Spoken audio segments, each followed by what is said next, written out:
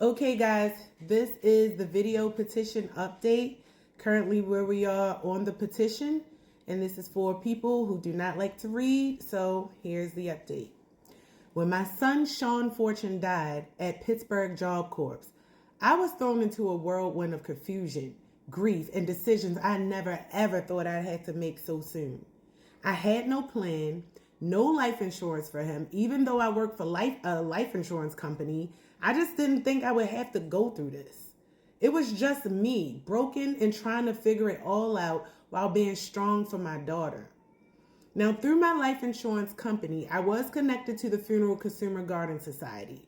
They referred me to Ball Funeral Home in Pittsburgh, and this is naturally a part of their job because they have the database to find services in the proximate area that you need it in. Now, this is where Gary Ball enters the picture.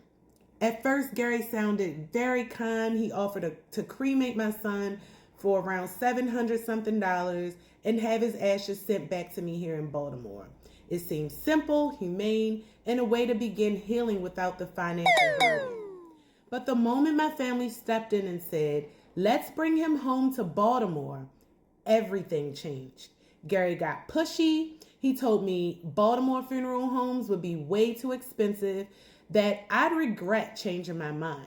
He kept pressing me to keep the plan in Pittsburgh, even though I'm the mother and I deserve to see my son with my very own eyes. Now, he claims that he saw the death certificate already signed twice on his computer, and that this was only the first day. I thought it was the second day. This was the very first day, February 26th, that my son was reported non-responsive by Stephanie Baylor. Now, that immediately raised red flags for me. The body was still with the medical examiner. I hadn't signed anything. I hadn't even seen or been given any option to see my son.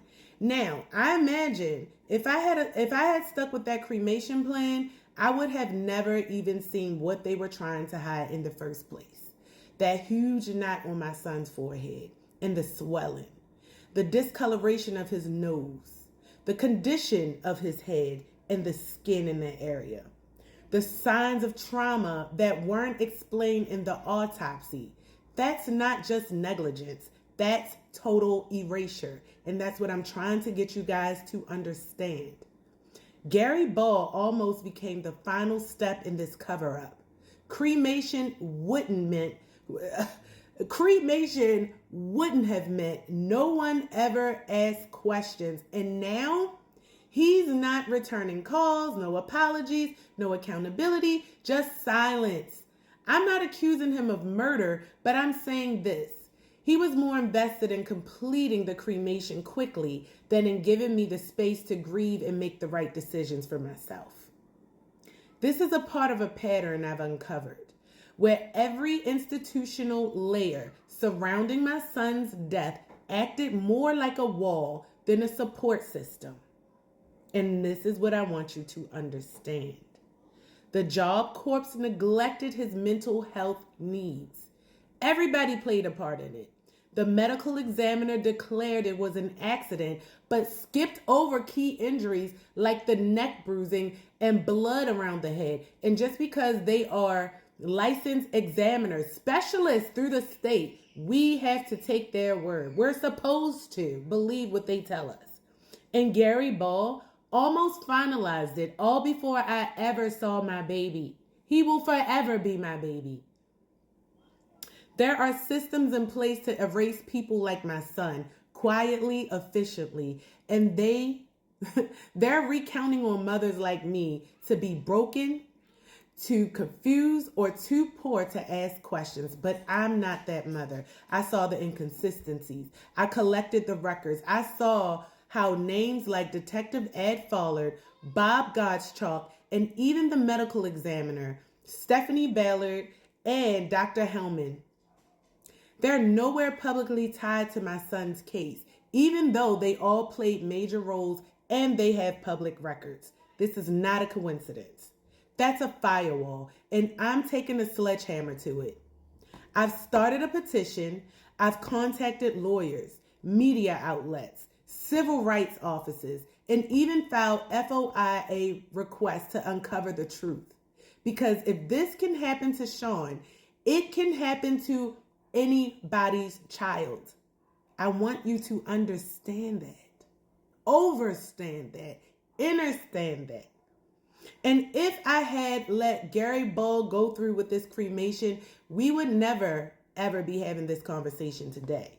Shawn would be a memory, not a movement. So to everyone watching, ask questions. Don't rush into arrangements. Document everything, because sometimes what looks like help is just another layer of silence. And to those who are hiding behind bureaucracy and well-polished websites, shame on you. You should have picked another mother. I'm not going anywhere. You haven't yet scared me off, and you won't. So I'm asking for reinforcement. I'm asking for my warriors to please read, sign, and share my petition. Stop taking life for granted and find out how to secure yours. Only starting at $15. I'm going to leave my link in the box so you can see how to empower your life and your family's life. Also, if you're ready to turn your power into spiritual power and protection, then check out my website at the Divine Rebellion Company. Please support my businesses. I'm trying to raise money so I can make some decisions that are well needed right now for me and my daughter. If you want to help me fight actively, if you want to do more than just signing a petition, and you want to take action, go to the Pittsburgh Job Corps, Allegheny Medical Examiner's Office, Ball Funeral Home, and the Allegheny Police Department's Google reviews and ask them who is going to take accountability for the death of Shawn Fortune.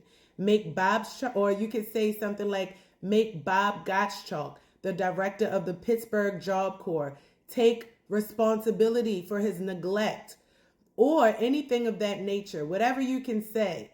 Let's go, warriors. Let's continue to fight this. We can do this together. So read the petition, understand the petition, sign the petition, share the petition, and let's start getting active. Let's start going on these Google reviews and letting the world know what happened. Justice for Shawn, change reform for public curriculum. Let's fight for our youth. Let's make change. Let's collapse a timeline that's meant to make us all slaves and go back into the beginning of how it used to be. Let's collapse that. Let's power up and let's work together and let's make some change. Thank you, my warriors. Sending you love, light, and fire. Till next update.